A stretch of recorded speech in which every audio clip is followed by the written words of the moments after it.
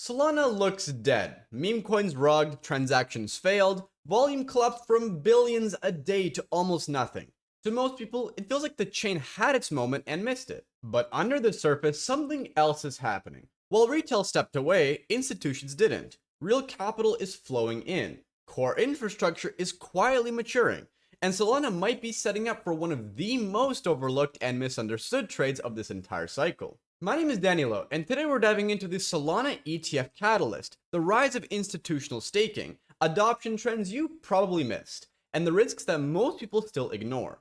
If that sounds interesting to you, make sure to hit that subscribe button and ring notification bell so you never miss future crypto updates. Alright, let's get into it. By the end of 2024, Solana was flooded with more tokens than any other chain, over 4 million created in a single year. Most of them were meme coins, launched in seconds through platforms like Pump.fun. While the frenzy brought a spike of activity, it quickly turned toxic. Insider rugs and scams dominated the headlines, and trust vanished almost overnight. Retail investors who piled in for quick flips were left holding worthless bags, and sentiment around Solana collapsed. The data reflected that fallout. Daily DEX volume has dropped from over 35 billion per day in January to low single digits just months later. Attention drained from the ecosystem, and in crypto, once attention fades, liquidity generally follows. But here's the thing. Capitulation doesn't always mean collapse. Sometimes it marks the bottom, because under the noise, the core product didn't break. It just got drowned completely out. And while most of the market moved on, the real question became, what was happening while everyone stopped paying attention? That's where things start to get interesting. While the charts were tanking and social media moved on, something very different was happening behind the scenes. Solana's core developers and ecosystem partners weren't reacting to the chaos. They were quietly fixing the reasons that chaos could happen in the first place. The biggest piece of that effort is something called Firedancer. Firedancer is a completely new validator client for Solana, built from scratch by Jump Crypto, and it's not a fork and not a patch either. It's designed to massively improve speed, reliability, and redundancy. Most blockchains, including Solana at launch, only have a single validator client that processes all the transactions. That's a problem. If that client fails, the entire network can go down. That's exactly what happened during Solana's outages in previous years. Firedancer completely changes that. It runs on a separate codebase entirely, meaning that even if the original client fails, Firedancer can keep the network live. And the numbers are already showing up. A prototype version called Frankendancer went live on mainnet in late 2024. Around the same time, Firedancer entered public testnet and hit throughput levels of over 1 million transactions per second. This isn't a theoretical improvement. It's already outpacing the fastest chains in crypto, and full mainnet integration is expected later this year. The significance here is enormous. Ethereum is the only other major blockchain with multiple validator clients. Solana joining that list puts it in a category of real infrastructure maturity. For institutional players, that kind of redundancy matters. It's the difference between a beta product and something you could actually build on top of with lots of confidence. So while the public was calling Solana a broken chain, the engineers were rewriting the engine, not patching it but rebuilding it. And that new engine might just be ready in time for the next wave of capital. While retail moved on, real players were quietly doubling down on Solana. We're talking about institutions, developers, and infrastructure builders, the ones who don't chase hype, but use bear markets to position. One of the clearest signals is stablecoin adoption. PayPal launched PYUSD directly on Solana, using its token extension framework to enable features like hidden transaction amounts and compliance-based payment metadata. These are small UX upgrades with big institutional implications. At the same time, Circle continued to ramp up USDC issuance, minting over $9 billion on Solana in 2025 alone. MakerDAO, now rebranded as Sky, also launched its USDS stablecoin on the network.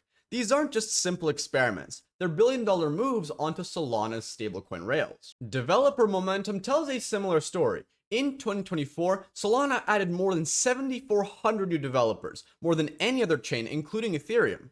That level of growth doesn't happen without real confidence in the ecosystem's tooling and scalability. The most overlooked signal, though, is institutional positioning. Sol Strategies recently filed to raise up to $1 billion to accumulate Solana and build out staking infrastructure. At the same time, DeFi Development Corp launched a liquid staking product called DFDV Sol, showing that staking on Solana is no longer just a DeFi tool, but a serious capital allocation strategy. All this points to a clear trend. While retail was calling Solana dead on Twitter, smart money was building quietly, with size, with strategy, and most importantly, with conviction. If you've been in crypto for a while, you already know how much weight an ETF can carry. We saw it with Bitcoin, we almost saw it with Ethereum, and now Solana is next in line. As of mid-2025, there's already 8 active filings for a spot Solana ETF, including proposals from VanEck, Fidelity, Franklin Templeton, and Bitwise. These aren't minor players, they're among the same institutions that brought ETFs for Bitcoin and Ethereum into the mainstream. What gives these filings real weight is that Solana futures are now live on the CME, the world's largest derivatives exchange. That's a key milestone. Both the Bitcoin and Ethereum ETFs were only approved after their CME futures markets were well established. Now that Solana has crossed that line, the path to a spot ETFs becomes a lot more realistic. Bloomberg puts the odds of approval by October at 90%. Polymarket traders have it at 91%. These are some of the strongest odds we've seen for a non-Bitcoin or Ethereum ETF. And the potential upside isn't just theoretical. JP Morgan recently projected that if Solana ETFs attract inflows on par with early Bitcoin and Ethereum products, they could see between $3 and $6 billion in new capital within 6 to 12 months. That alone could increase Solana's market cap by anywhere from 2.7 to 5.2 billion.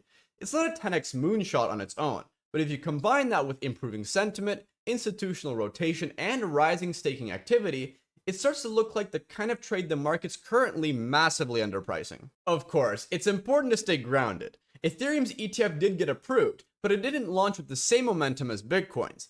ETH actually sold off immediately after the launch, while Bitcoin rallied hard. That's the warning baked into this kind of catalyst. The approval isn't the trade. The expectation is the trade. And right now, the market still seems to be ignoring it. So whether or not the ETF gets approved this year, the fact that institutional filings exist, futures are live, and staking infrastructure is maturing, that's already enough signal for people who want to front-run what could be the next major narrative shift. The ETF narrative is powerful, but it's not the only story worth paying attention to. If anything, the bigger opportunity might be what happens after the headlines fade, because quietly, Solana has been positioning itself to support real-world use cases, and the optionality is starting to matter more than ever. Take the Seeker phone. It's not just a hardware upgrade from the original Saga. It's a more strategic product built with airdrop demand and crypto-native incentives baked in.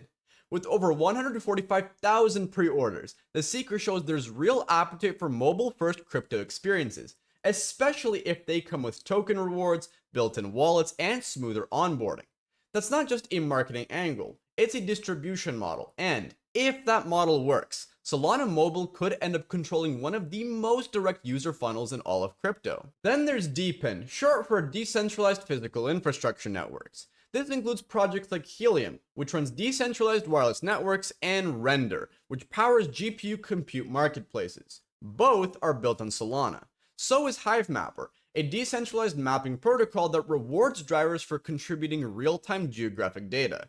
These aren't just concept projects, they're working products tied to real-world behavior, and they all use Solana because of its speed, fee structure, and programmability. When you zoom out, it becomes clear that Solana is quietly testing out use cases that go far beyond trading. From embedded payments and mobile-native apps to physical infrastructure and real-time AI agents, the protocol is being positioned as a Rails layer, not just a chain for swaps. That kind of long-term narrative doesn't always show up on the charts, but it tends to age well when real adoption kicks in. And frankly, that's what makes this moment kind of interesting. If Solana's next wave of momentum isn't built on hype, but on actual products, phones, maps, payments, AI, then the upside isn't just about the price, it's about relevance. And that's something most people aren't pricing in yet. So far, we've looked at the upside, the catalyst, the infrastructure, the adoption, and the long-term narratives. But Solana isn't a clean bet. There are real risks here, and they're the kind of most people either ignore or just completely downplay. First, the network still struggles with congestion. During peak activity earlier this year, over 75% of Solana transactions were failing. That number has since improved, dropping to around 40%, but that's still high.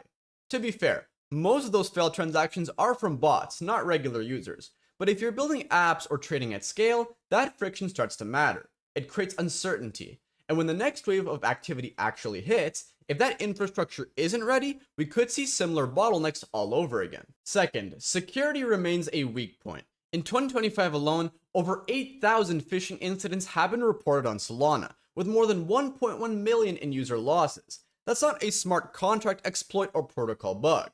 It's just poor wallet hygiene and user level security. But it reflects something deeper. The on-ramp experience still isn't safe enough for the average user. If Solana wants to serve millions of mainstream users through phones, apps, and payments, it needs to lock this issue down. Let's not forget, there's also the issue of credibility. The damage from the Libra rug pull and Trump Melania token scandal still linger. These weren't just random scams, they were high-profile, politically tied projects that collapsed within hours of launching. Even if Solana wasn't directly involved, the optics hit hard. And in crypto, trust is everything, and once it's gone, it takes time and results to really rebuild. Finally, you can't ignore the macro competition. Ethereum continues to lead in TVL, developer tooling, and ecosystem depth. With L2s like Arbitrum, Base, and Starknet scaling rapidly, Ethereum's dominance is getting harder to shake. Solana is faster and cheaper, but Ethereum is more battle-tested, and it has the regulatory clarity Solana still lacks. All of this is to say, the opportunity is real, but it's not risk-free. If you're rotating into Sol or building conviction here, you need to go in with your eyes open, because momentum can flip both ways, and in crypto, it often does. Here's what it all comes down to. Solana didn't fade because it failed. It faded because attention moved on. But underneath the surface, things didn't stop. The infrastructure got better, the capital got smarter, and the players who usually wait until the noise dies down, they've already started building their positions. Remember, the market doesn't reward the ones who wait for certainty. It rewards the ones who can see through sentiment and recognize when something is quietly turning the corner. And with everything we've covered, from the ETF setup to institutional staking and real-world use cases, it's clear the window hasn't closed. It just got quieter. So the question is this: are you writing Solana off based on where it's been, or watching it for where it might go next? If this video gave you something to think about, drop a comment and let me know where you stand. And if you want to stay ahead of what's actually moving in crypto, hit subscribe and tap the bell so you don't miss what's next. Thanks for watching, and I'll see you in the next one.